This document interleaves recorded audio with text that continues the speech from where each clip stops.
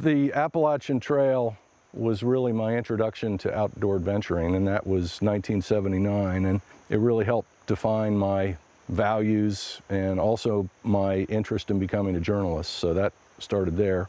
Denali was many years later. I was 45 years old, and it was honestly on my bucket list to stand with steel points in ice above 20,000 feet.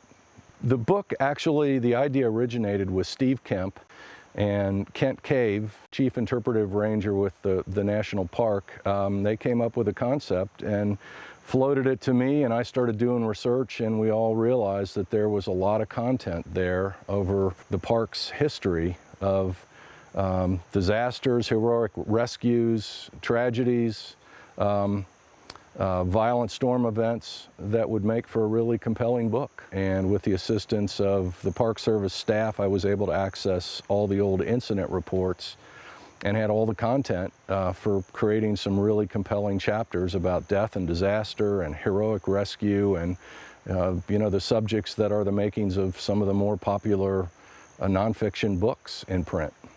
The book Into the Mist includes a database collection of all known fatalities that occurred in the park between 1931 and 2013. The deadliest places by far in the park are roadways. Newfound Gap Road is the deadliest road in the park.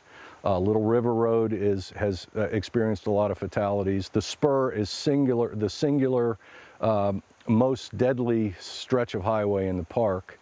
Appalachian Trail, a number of fatalities have occurred on or proximate to the Appalachian Trail.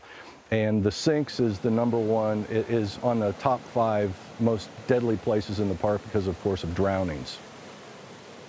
This was a difficult book to write because these are stories about human beings, fathers, mothers, children, who have suffered untimely deaths and have left behind grieving relatives. So it was difficult to write from that point of view.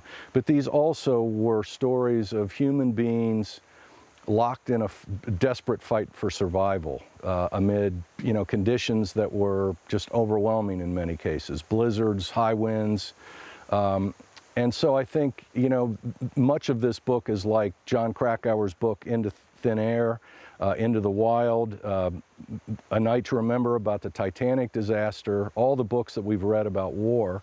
These are horrible situations, but these are human beings who are fighting valiantly for survival. And I think it's not a macabre interest in seeing other people or reading about them suffer. It's learning how humans conduct themselves in extreme situations. In some cases they live, in some cases they don't.